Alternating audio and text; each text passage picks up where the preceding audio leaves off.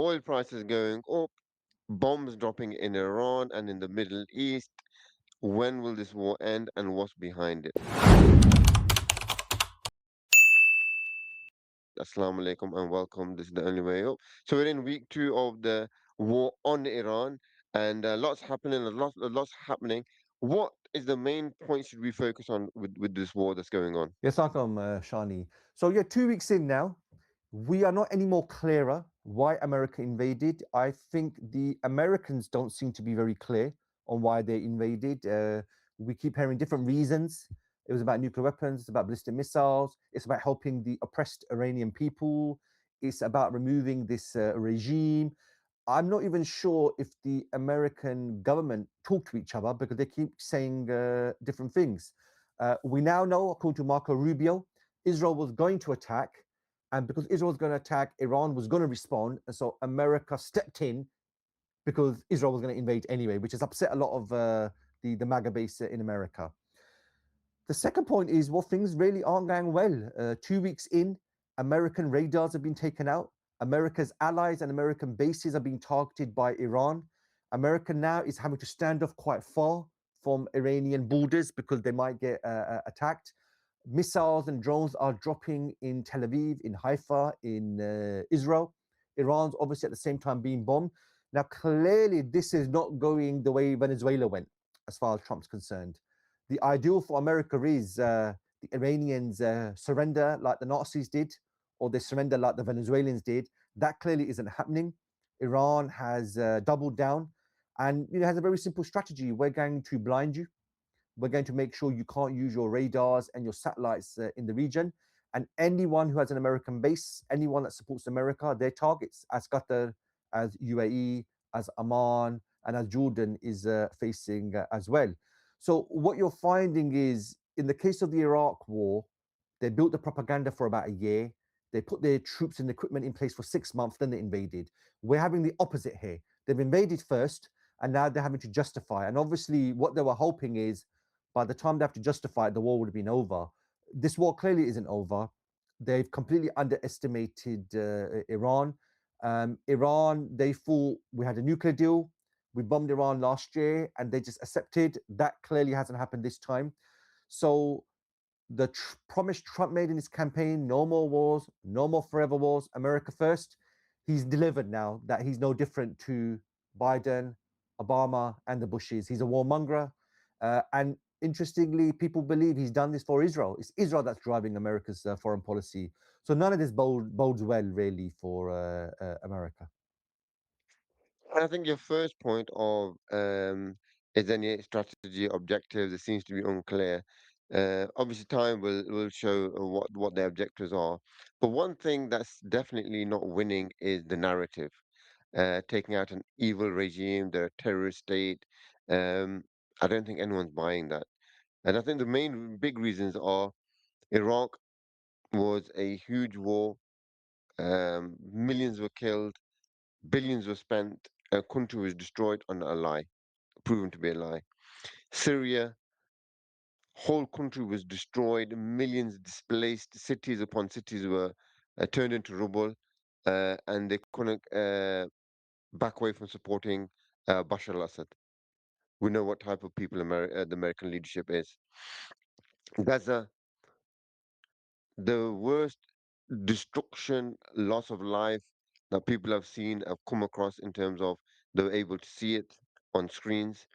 They were able to see, the barbarism, the brutality, and the cover stories was, will you condemn?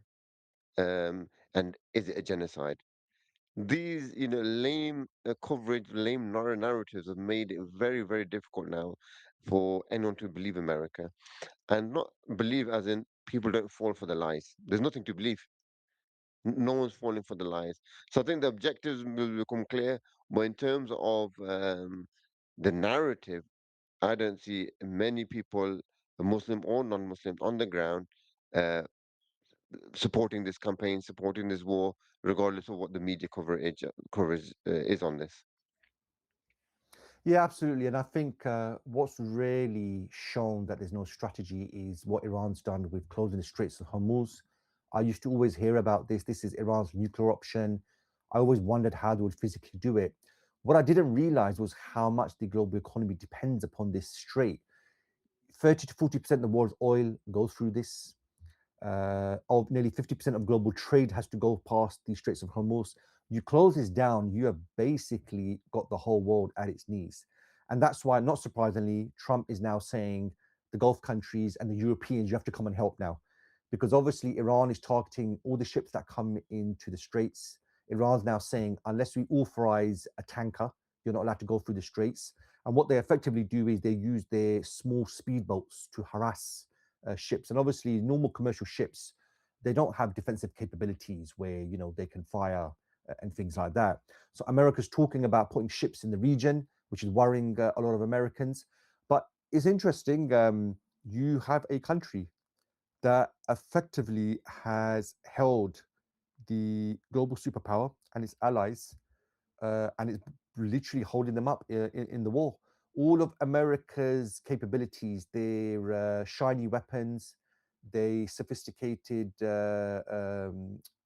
equipment, is actually a liability now. Because all Iran's doing is just using loads of cheap drones and lots of missiles.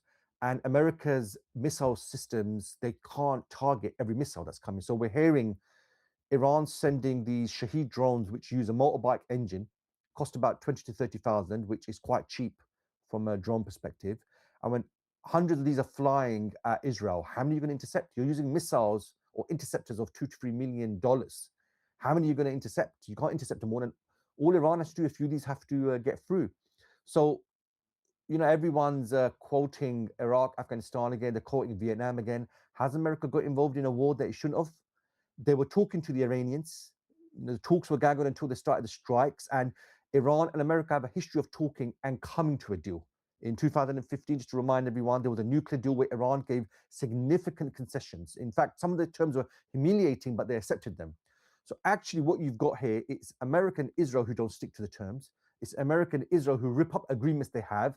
Actually, it's America that's not trustworthy to make a deal with. How can you trust them? They will just rip it up. They will kidnap or kill your president. So, whatever the outcome of this is, even if America succeeds, America's soft power, America's image is absolutely rock bottom. It's not looking good. And the leader they have doesn't really help. I mean, he's just lying out his teeth. We're doing well.